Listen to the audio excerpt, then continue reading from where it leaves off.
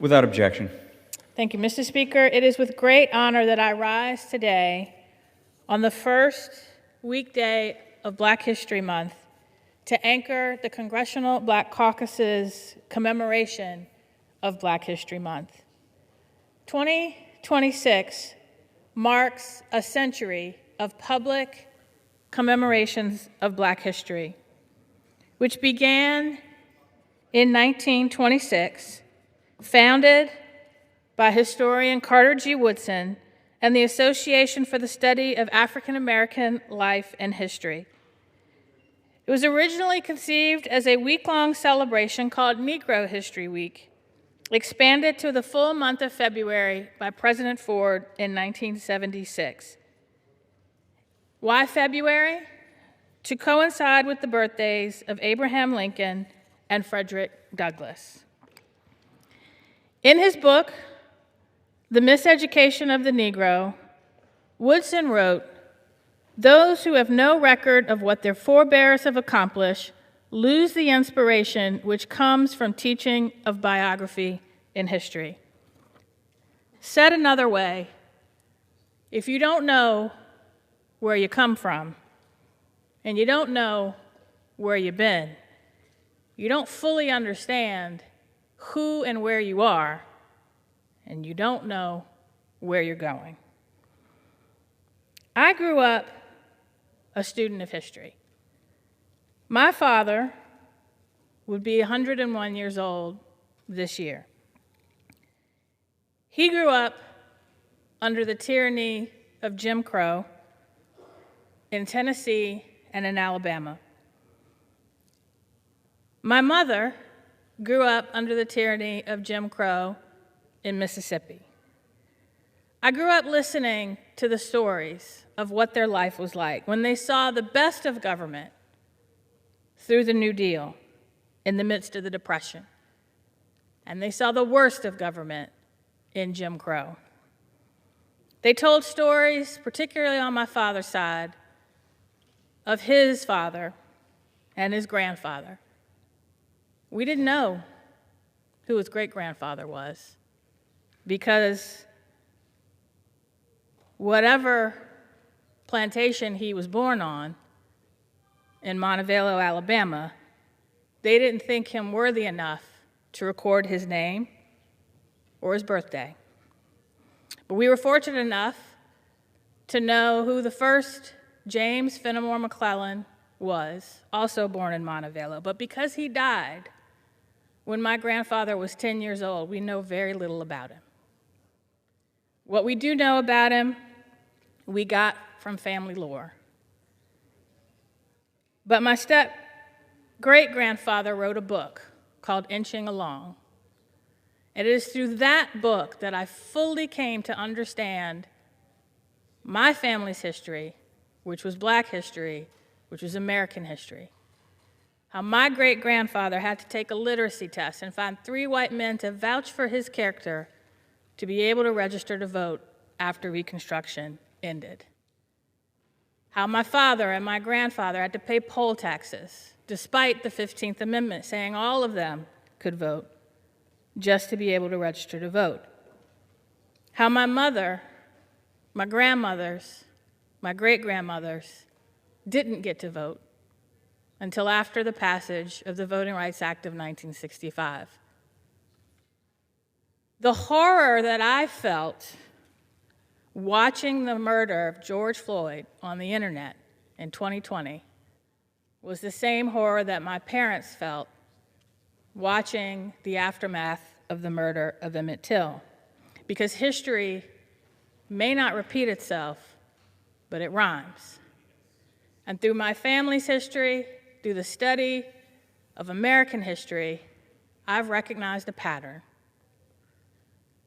I was born and raised in Virginia, the birthplace of American democracy, in July of 1619, when the first representative legislature in the Western Hemisphere met in Jamestown. And a month later, Virginia became the birthplace of American slavery, when a ship of men and women who were stolen from their home in Angola were then stolen again from pirates, were brought to the shores at Point Comfort and sold, traded for supplies.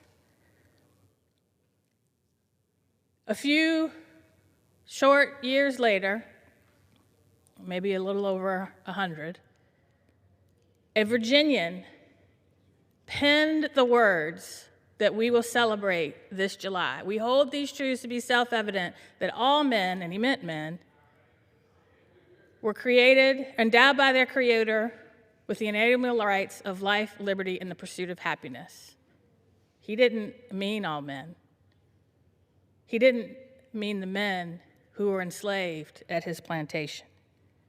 But the idea of the founding of this country has been one that African Americans have strove to make true for everyone.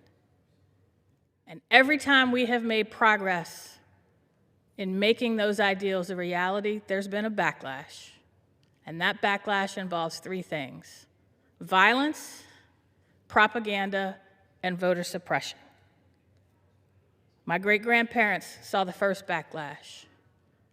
My grandparents and my parents saw the second backlash. My generation is living through the third. And yet, we have a president that doesn't want us to talk about the bad parts of our history, but they inspire me. This past spring, when I took my children to the African American History Museum, not for the first time, and I stood in the exhibit on the Middle Passage, which I'd been in many times before. It's a heavy exhibit. It's an ugly part of our history. But I felt hope, because that time I realized that somebody survived that hell so that I could be here in this body, in this fight. A fight they never could have imagined. And while I fight the same fights as my parents, my grandparents, and my great-grandparents, and whoever survived that voyage, I do so from a position of strength and power they never imagined. And I fight those fights so that my children and my grandchildren don't have to. And I am proud to be in this fight as a member of the Congressional Black Caucus. And we will fight the erasure of our history, and we will celebrate it every single day. And with that, I would like to yield to our chair, the Honorable Yvette Clarke of New York.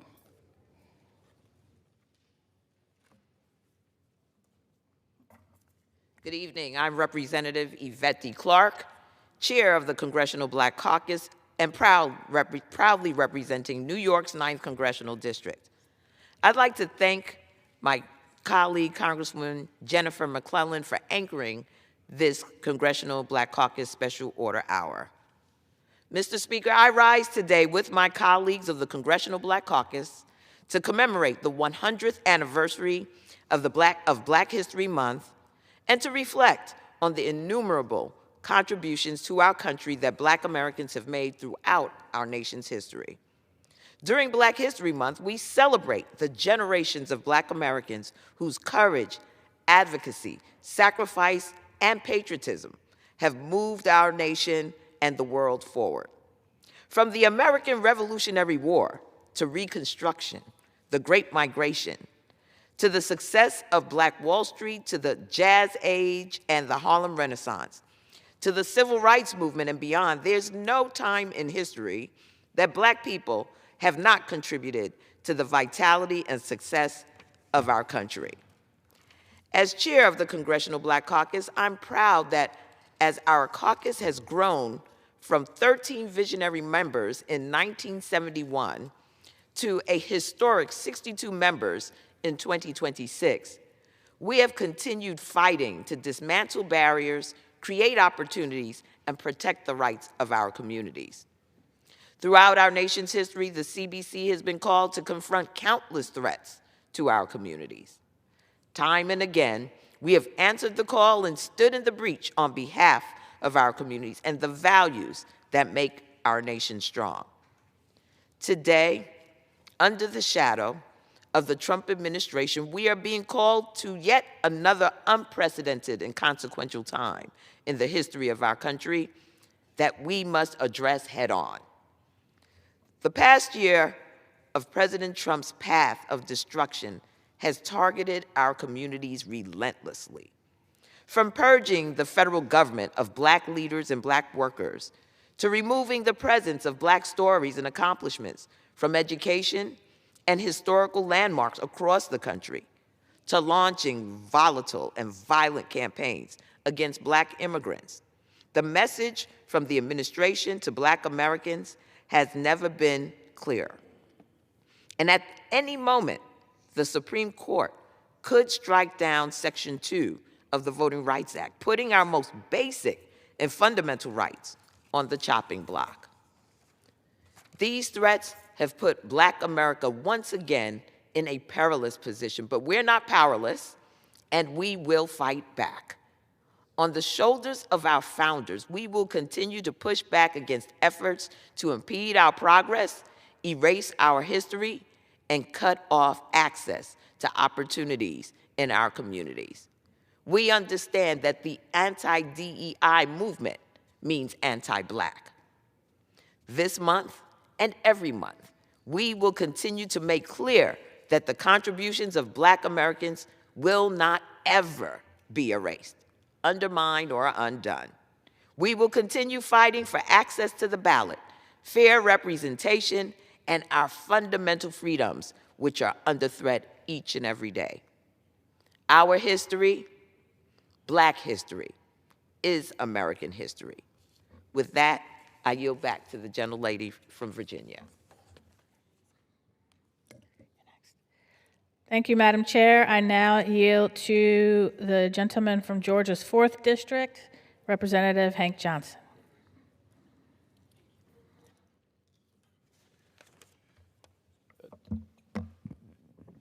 Thank you, Mr. Speaker, and thank you, Madam McClellan from the great state of Virginia, 1619, where the first settlers came to America, and then same place where in that same year the first slave ship arrived on this continent. And I was privileged to be among those in Congress who traveled to Ghana in 2019 to celebrate or to commemorate the 400-year anniversary of the slave trade. It was a great visit. And history is so important, and Carter G. Woodson knew the importance of history. He knew that if a culture does not tell its own story, that story won't get told. And if you don't have a story, if you don't know what your parents did and what your grandparents and your foreparents did, if you don't know the accomplishments, and of course, many accomplishments of Black people, if you don't know them, then you suffer a psychological disability, a collective psychological disability as a people. And so it's very important that we know our history, because when we do, we understand the great accomplishments of our forefathers and our foremothers. And we can be proud that despite the conditions under which they lived for 250 years in this country, slavery, and then another 90 years of Jim Crow. When we consider all of our accomplishments during that time, we can be proud. Now, many people don't know what our accomplishments are or have been, and that's their ignorance. You should read up on it. That's what Black History Week was originally proposed to do. That's why it was instituted, was to take a week for people to understand what our history was. And our history was not just slavery. Our history, as I said before, was accomplishments and struggle and overcoming and achievements. And so when Carter G. Woodson established Negro History Week back in 1926, February 7th, he established that week that also commemorated the births of two important individuals in Black history, Frederick Douglass, who was born on February the 14th, 1818, and Abraham Lincoln, who was born on February 12th, 1809. During those times, Black people were held as slaves, and but we've made so much progress since then. That's why we're so proud of Barack Obama, who was elected not once but twice to be president of this United States of America. And it wasn't easy for him, and it has not been easy. It was not easy for Carter G. Woodson, who was the second Black to attain a doctorate degree from Harvard University, the first being W.E.B. Du Bois. He was a man of great accomplishment, a historian, an author, a journalist, and it was in the 1970s. It was 1970 when folks at Kent State University in Ohio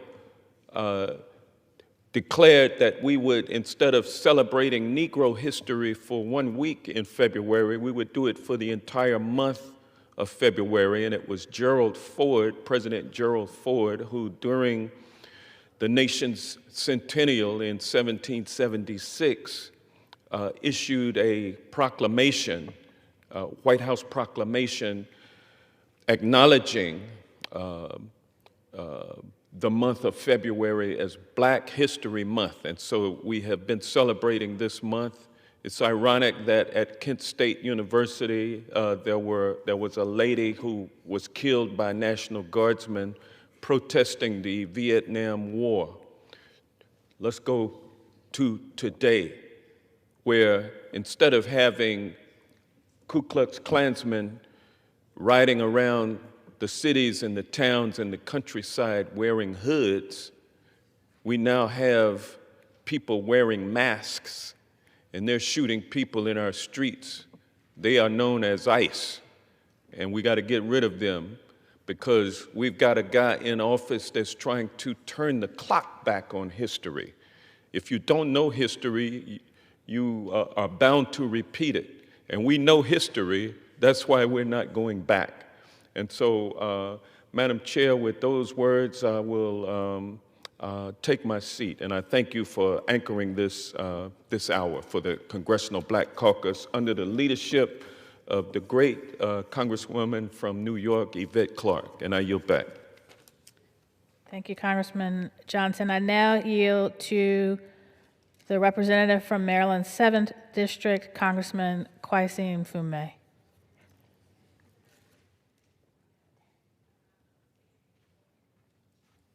I want to thank the gentlewoman from Virginia for yielding, but for also helping to sponsor this very, very important special order on the fact that this is Black History Month technically, but Black history ought to be something of what we do and part of our lives every day, because as much as there is American history, you can't have that without the history of African Americans in this country. I want to also, at least to the members who've come before this body this evening, who have talked about the great contributors to that history, have talked about why it is so very, very important, have talked about what it means, not only to Black people, but what it should mean to the world when you look at a race of people who have suffered, endured, and survived 2 centuries of slavery, oppression, deprivation, degradation, denial, and disprivilege. You know, in 1848, in a speech delivered in Edwardsville, Illinois, Abraham Lincoln addressed these words to his countrymen, and I quote, he said, "When you have succeeded in dehumanizing the Negro, when you have put it down and made it but for him to be but as the beast of the field, when you have extinguished his soul in this world and placed him where the ray of hope is blown out, as in the darkness of the damned, are you quite sure that the demon you have roused will not turn and rend you?" What constitutes, Lincoln asks, the bulwark of our freedom and of our independence as a young nation? He said, it's not our crown embattlements, our bristling seacoast, our armies, or our navy. These are not our reliance against tyranny, he said, for all those may be turned against us without having made us weaker for the struggle. Our reliance, he said, is in the love of liberty which God has planted deep within the hearts of all of us. Our reliance, he said, is in the spirit of freedom, which prides itself as the heritage of all men in all lands everywhere. And then he admonished, he said, destroy that spirit, and you would have planted the seeds of despotism at your own doorstep. Ignore the chains of bondage like so many of the black and brown members of our nation, and you one day will prepare your own limbs to wear them. Accustomed, he said, to trample on the rights of others, and you would have lost the creative genius of your own independence, and as such, would become the fit subjects of the first cunning tyrant who rises among you. Lincoln's words, uttered almost 180 years ago, have gone unheeded. And such a cunning tyrant has, in fact, risen among us.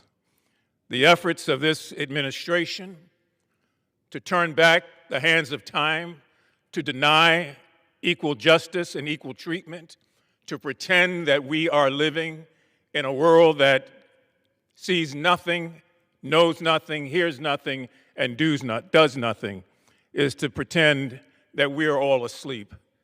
So we desperately need, in this era of smaller visions, those of us who are black, brown, white, yellow, and any other color or race, an ability to come together in coalitions, the way we have always done to make a real and lasting difference.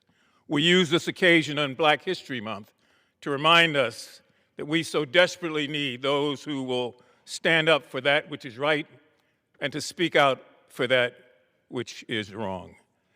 And it is, for me at least, a daunting task to find people in this country who are prepared to do the right thing day in and day out, because we are increasingly seeing the ranks of others who want to do something different and follow this administration go in the wrong direction day in and day out.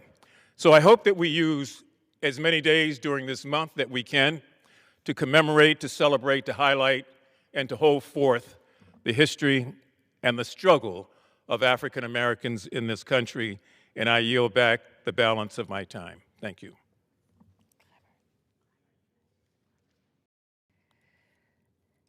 I now yield to the representative from South Carolina's 6th District, Congressman Clyburn. I thank the gentlelady for yielding me the time, and I apologize for not getting here at the time I told you I would, but a few other things that came into play. I also want to thank Congressman Mfume for restating that Lincoln speech, a speech that I think bodes well for us to reflect on today in much the same way as I reflected last week on some history. As I watched things unfold, I thought about that often stated mantra that Black history is really America's history. and it is. And it came very forcefully to me the last 2 weeks. I watched things happening in St. Paul and Minneapolis, and I thought about Selma and Montgomery. And when I saw what I consider to be the murder of Alex Pretter, I thought about Jimmy Lee Jackson. Now, I may be the only one on this floor old enough to remember Jimmy Lee Jackson and what led to his death and what his death precipitated. The fact of the matter is, the reason I thought about him was because Jimmy Lee Jackson was shot, murdered by law enforcement when he was trying to protect his mother. His mother. And I saw Alex Pretter trying to protect a woman and being murdered. It told me why I was thinking about Selma and Montgomery as I watched things happen in St. Paul and Minneapolis. We ought to learn lessons from history. And as George Santayana, that great Spanish philosopher, said to us, if we fail to learn the lessons of history, we're bound to repeat them. So the question we have to ask ourselves as we celebrate Black History Month, have we learned any lessons from Selma and Montgomery? Or are we comfortable allowing ourselves to repeat them? I've been listening to a lot coming from this administration about Black history. Well, I don't understand why we don't see where this country would be today if we did not have the contributions of people like Ernest Everett Just, who was recognized around the world as the Apollo of science. Yet, this administration seems to think that there's something wrong with celebrating this genius's contributions to not just this country, but the world. I don't know why it's a problem for us to focus on where we would be in medicine were it not for Charles Drew, who gave to this country the genius that allowed us to be able to refrigerate, to store blood, to use it when we need it. Do we realize how many souls, lives were saved in World War II because of this man's genius? And it's supposed to be an insult to little children to learn about his contributions? Why is it okay for my grandchildren to learn about the genius of Thomas Edison and his principal invention, the light bulb, but it would be insulting for a little white child to learn about Lewis Latimer and that filament that Mr. Edison used to put in his light bulb? The filament that keeps the light bulb burning was invented by a guy named Lewis Latimer, the son of former slaves, a genius.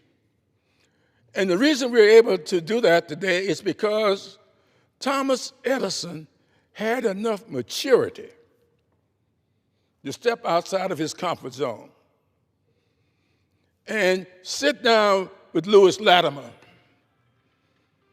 and get his filament and put it in to the light bulb.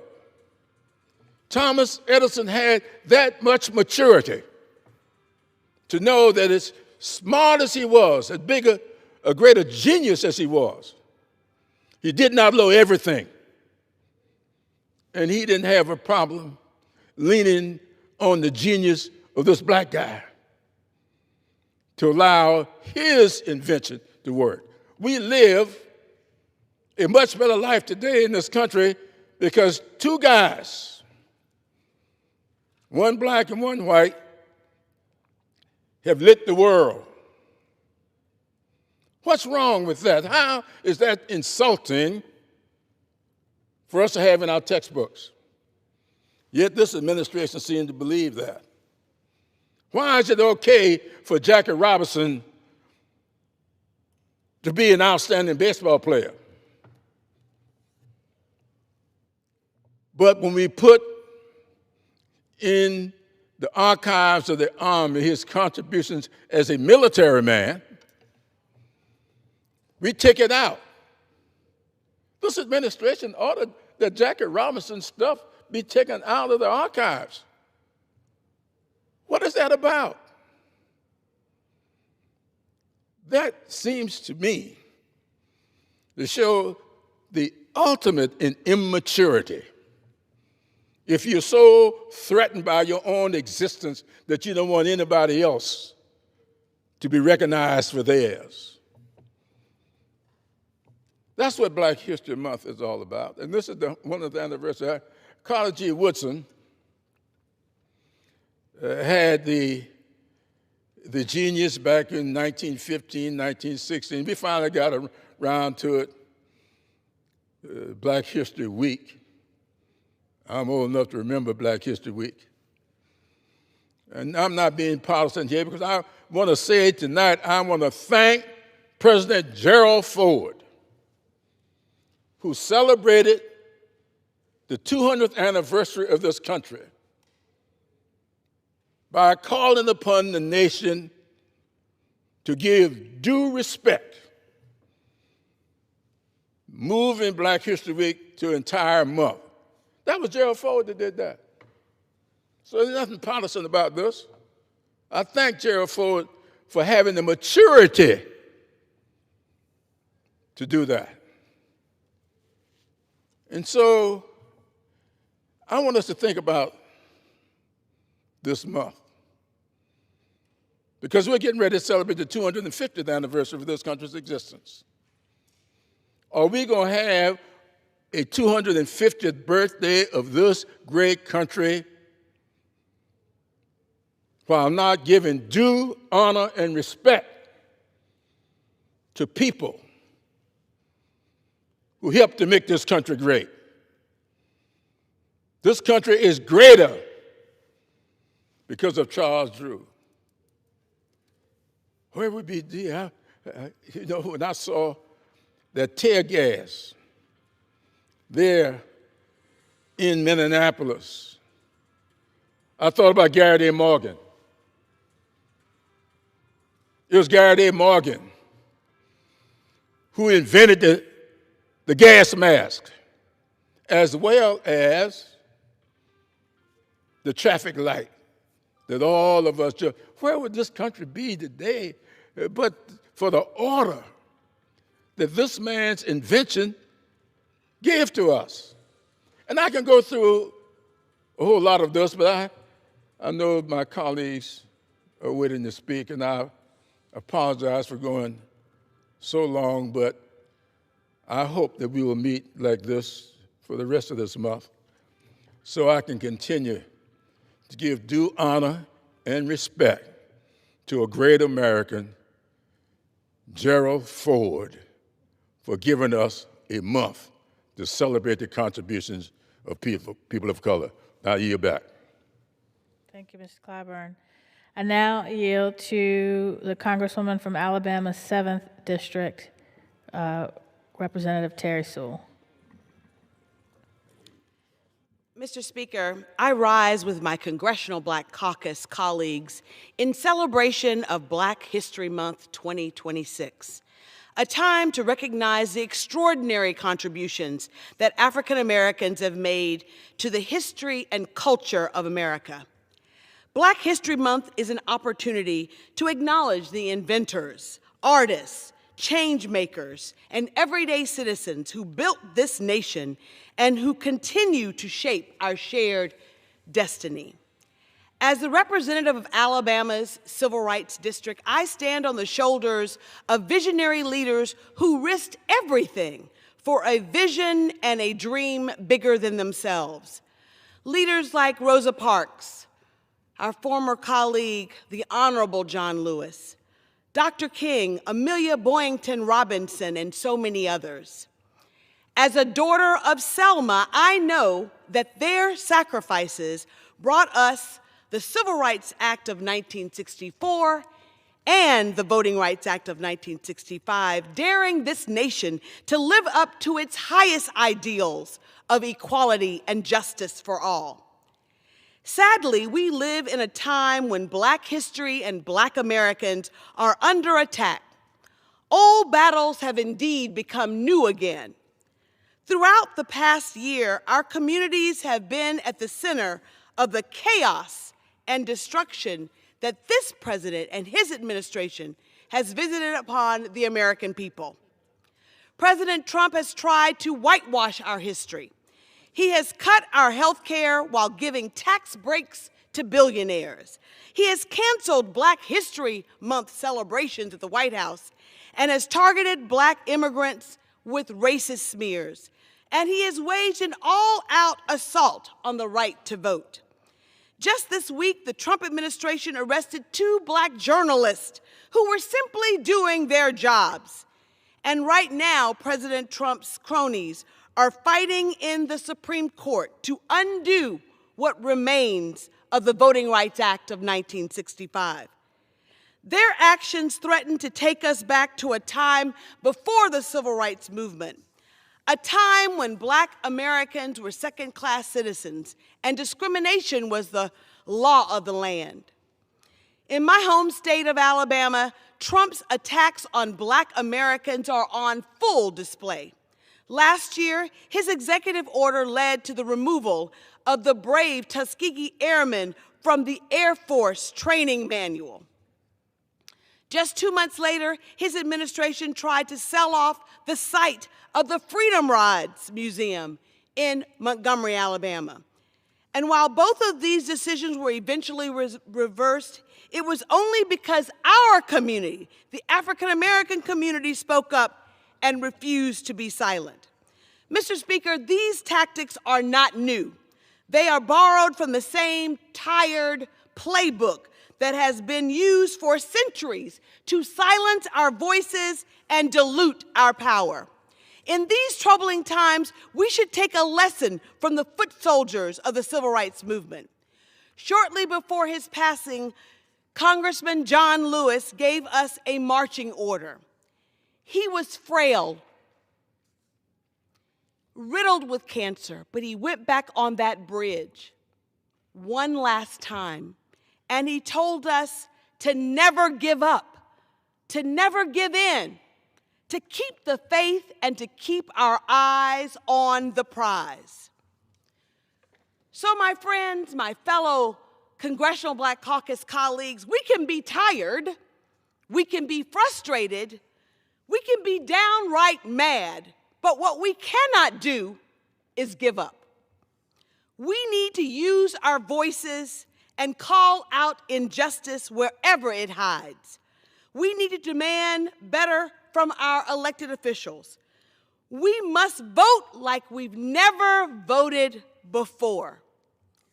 I want to thank my colleagues of the Congressional Black Caucus for hosting this special hour, and I want to thank my colleague from Virginia for her tireless leadership in this effort. This Black History Month must be more than just a celebration. It must be a call to action. Generations of Americans, past and present and future, are counting on us to meet this moment with the urgency it demands. We must do so in the name of our foremothers and our forefathers. We must do so in the name of the future leaders of this nation. We must do so because it is always right to do what is right.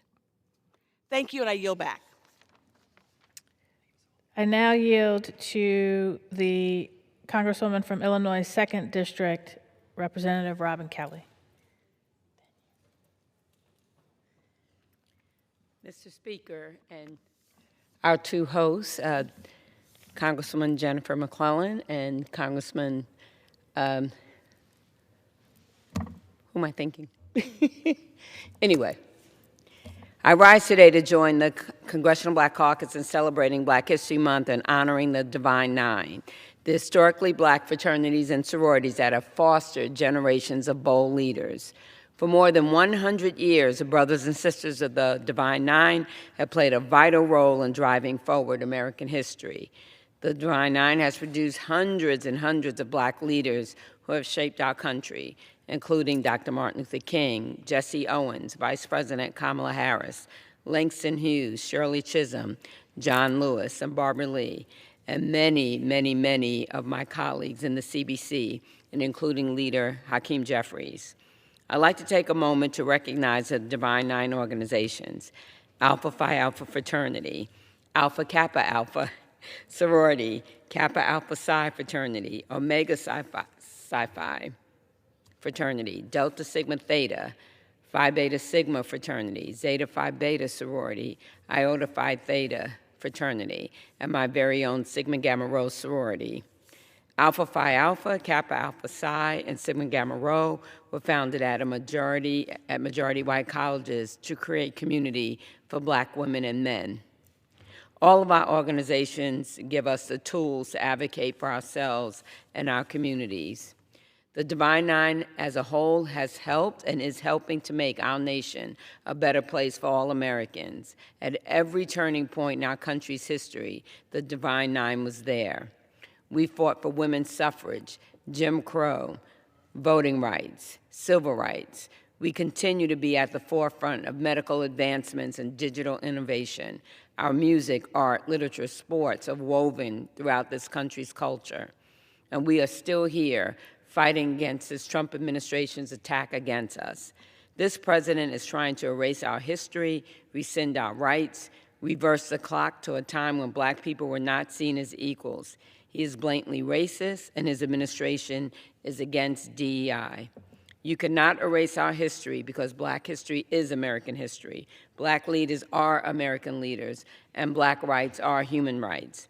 The Divine Nine will be here, as we always are, fighting against oppression and the advancement of Black people. I yield back. And now I yield to our former chair, the gentleman from Nevada's 4th District, Congressman Stephen Horsford. I thank the gentlelady from the Commonwealth of Virginia for yielding. Mr. Speaker, I rise today to mark the beginning of Black History Month and to honor more than 100 years of Black history in America. Today, I speak with urgency about American history, specifically to highlight the fact that American history is Black history.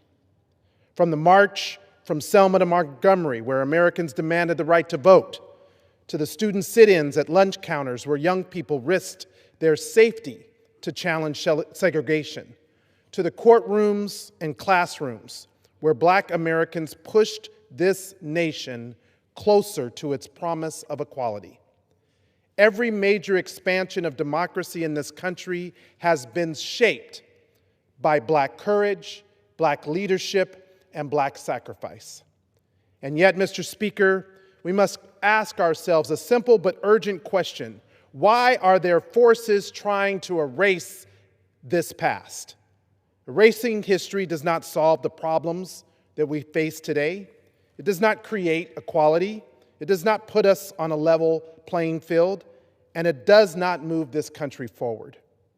Black History Month exists for a reason. In 1926, historian Carter G. Woodson created Negro History Week to ensure that Black history was taught seriously in our schools and fully recognized as American history. His goal was never limitation, it was expansion, to broaden the nation's consciousness and to deepen our understanding of who we are. What began as 1 week grew into Black History Month, not to isolate Black history, but to correct centuries of exclusion. Black history is not a side note.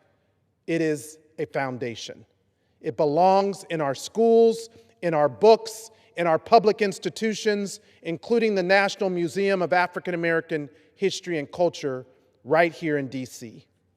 And in my home state of Nevada, Black communities have helped build our labor movement, our neighborhoods, and our culture. From the historic west side of Las Vegas, where I grew up, to communities all across our state. History is not something to erase. It is something to face. So we do not repeat the same mistakes again and again and again. And instead, we continue to work towards a better future that includes all of us. That is why we celebrate Black History Month. And that is why I'm honored to join my colleagues of the Congressional Black Caucus, who, as the conscience of the Congress, will always hold this institution accountable to living out the full promise of our nation. With that, I yield back. Thank you. I now yield to the Congresswoman from Ohio, Shontel Brown. Happy Black History Month, everyone.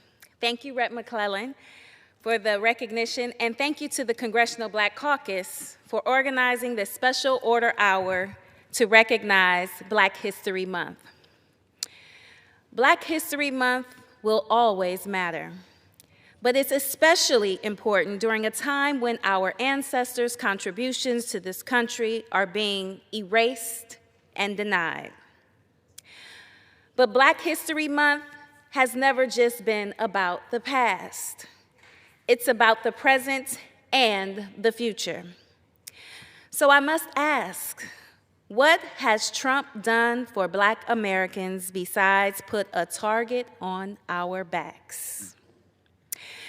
Besides moving the goalposts for success, because this White House has erased our history, undermined our opportunities, and taken direct steps to make Black families poorer than those Black families were a year ago. And in this speech, I won't focus on the reckless rhetoric we've heard from the president, because his actions speak even louder than his words. Actions such as executive orders, actions such as budget cuts, and actions such as the passage of bad bills like Trump's big, ugly law. So it begs the question, what can Black Americans expect from this White House? Because under this Trump administration, millions of Black Americans unable to afford health care. Millions of Black families going hungry because of cuts to nutrition benefits. Opportunities for wealth building, be it home ownership to entrepreneurship, have been cut off. And Black and brown neighborhoods terrorized by lawless ICE agents. All while our right to vote, our right to assemble, our right to go to school and work free from discrimination are being trampled on brazenly and blatantly with no apologies or regrets. Trump took those resources and protections away under the guise that the plight Black Americans face no longer exists. Claiming that the playing field has been fully and completely leveled and our opportunities across the board for Americans, Black, white, men, and women are now equal. There's no more discrimination. There's no more disparities. There are no inequities to address. And as a Black woman, dare I say, he is wrong. Because what this administration does not understand is that we've been here before. And we persevered. Where discrimination created pitfalls, we worked alongside our neighbors to close the gap, and we kept fighting for justice.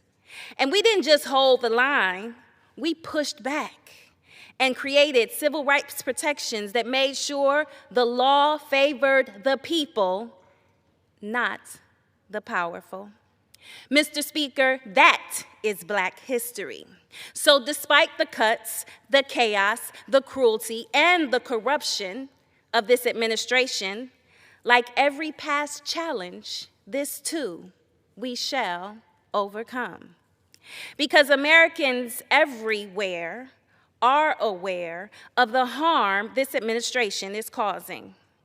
We know that our freedoms are shackled and chained to the rights of others. An attack on the freedoms of one American is an attack on all of us. So, we will not be deterred from this fight for our rights. We will not go quietly into the night. We will stand our ground. We will make our voices heard, and Black Americans will emerge from these dark days stronger than before, just as we always have. And with that, I yield back.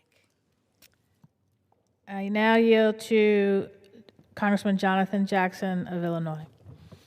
Thank you, Honorable Congresswoman. In the interest of time for my colleagues, I'd like to say a very special thank you for holding this special order hour. I'm Congressman Jonathan Jackson from Illinois' 1st Congressional District, where African American History Month was first created by then Dr. Carter G. Woodson. Dr. Carter G. Woodson comes from West Virginia. He was a coal miner's son by way of Ohio. He went to the first integrated college in the United States of America in Berea, Kentucky. There were great abolitionists fighting for a noble cause. They saw African Americans as full human beings. He had the idea, once he saw that there was no African Americans written in his curriculum, that something was missing. He went on to ask a professor, a teacher one time, why are there no African Americans written and our history is not chronicled? And the person quoted and says, your history of your people is not important. That echoes to this very day as we see so much of what's going on in this administration. Dr. Carter G. Woodson left from Berea College, the first integrated college in the United States of America in Berea, Kentucky, founded by an abolitionist Caucasian, a white man, who also has the history of Cassius Clay, one of the great congressmen that served in this United States body, which has the family ancestry of Muhammad Ali Cassius Clay. And you can see his statue just outside of this wall as well, part of the Clay family that is immortalized in this institution. From there, he went on to the University of Chicago, where he took that challenge and made it into a thesis. And he wanted to show blacks and whites making progress together. So he put it in February, strategically, to honor both Abraham Lincoln's work and Frederick Douglass, showing black and whites making progress together. He did not want to isolate African Americans in history. He made it deliberate to show people of goodwill making work together. So I ask you, if we do not demonstrate and show this, how will people know that there were great abolitionists that always recognized that people were human beings? We only show one side of history. So to erase African Americans out of history makes Caucasians less heroic in history as well. So I applaud the work of Dr. Carter G. Woodson. From there, after leaving University of Chicago, he went to Harvard, where he became the second African American to get a PhD in history. It went from Negro History Week, as Mr. Clyburn had said, to African History Month. By Gerald Ford, it was black and whites making progress together. And now what are we seeing right now? Under the disastrous leadership of the Secretary of Defense, Mr. Pete Hegseth, he is trying to remove the history of then Mr. Jackie Robinson. You just can't talk about his phenomenal work in baseball. He challenged the color line. He broke the color barrier. When you take Harriet Tubman off of the $20 bill, you're talking about a military strategist that broke the backbone of the Confederacy by being able to navigate people under the Underground Railroad. When you remove good people from history, this is a problem for all of our children. So in the interest of time, I will be back this month repeatedly, and I hope my other colleagues will open their eyes so they can learn, so their children can see the happier and the better side of American history. They can see racial progress. Right now, we're living in a time where people are trying to erase history. You cannot erase history. You must confront it, learn the truth about yourself. It will keep America strong. It will make America better. That is our goal. That is our desire. I yield back, Congresswoman. Thank you. I now, as one Black history maker, yield to another, the first Black member of Congress from Oregon, Ms. Janelle Bynum. Thank you to Representative McClellan for hosting us this evening. And Mr. Speaker, thank you for being here as well. Mr. Speaker, Mr. Speaker, Mr. Speaker, I stand here as the first, but not the last, Black member of Congress in Oregon's history. And I rise today to celebrate Black History Month. See, it's not lost on me that I am just one generation removed from segregation. And it's not lost on me how recently this moment, standing before you as a Congresswoman, would have seemed impossible. My mother was valedictorian of a segregated high school in Conway, South Carolina. She had the brilliance and drive to do anything she dreamed, but America didn't believe in her future. But she made sure that I had the opportunity to write a different story. And as a member of the Congressional Black Caucus, I am reminded that I am not in this fight alone. We are a community of leaders united in our goal to shape a more just, a more inclusive, and a brighter future for this nation. Our country needs it now more than ever. We are seeing attacks on our communities and on our values by this administration. Mr. Speaker, humbly, I ask that we must continue to rise together, not only during Black History Month, but every day. I yield back. I now yield to the Congressman from Maryland, Glenn Ivey. I thank my colleague from Virginia, and I want to thank the Congressional Black Caucus for putting this together and coming forth with this information and giving me a chance to speak as well. I'll be brief. I know we're running out of time, but I did want to comment briefly about Minnesota. I just got back a little while ago from Minnesota. We went out to do a special hearing out there, in large part due to the killings that have gone on, to the ICE protests, to the arrests, the roving patrols and the like. We wanted to see it firsthand, and I gotta say I was shocked by what I saw, but that's not the first time I've seen it, because African-American history had a lot of parallels to what's going on in Minnesota right now. And I think it's deeply disturbing, deeply troubling, the deaths that have been caused, in my view, by police excessive force, ICE agents using excessive force, the roving patrols and the like, the racial profiling that's taken place, all of those kinds of things we've seen before. And I think we also have to be sure we understand a couple of things moving forward. One is that the agents who work for ICE, they're not warriors, they're guardians. Whether they put on the camouflage, whether they're wearing masks, no matter, they work for the American people. And they're guided by the Constitution, or should be guided by the Constitution. And we have to make sure that they understand that fully, just as the protesters in Selma and Birmingham had to make sure that that lesson got across to the law enforcement in Alabama and in those cities at that time.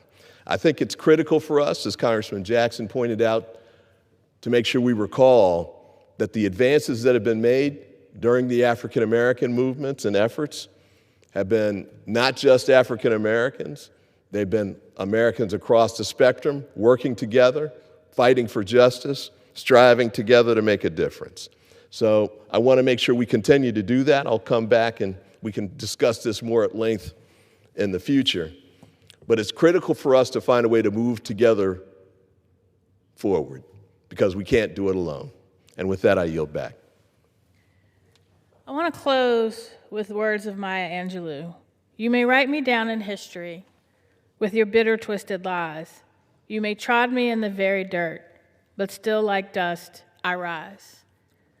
A lot of our history wasn't written down, was erased, our files burned, our bodies twisted, hung, shot, trod in the dirt, and still we rose. The Congressional Black Caucus, founded by 13 members, now 62 strong, we will continue to ensure that our stories, that Black history, is told. still we rise, because Black history is American history. And with that, I yield back.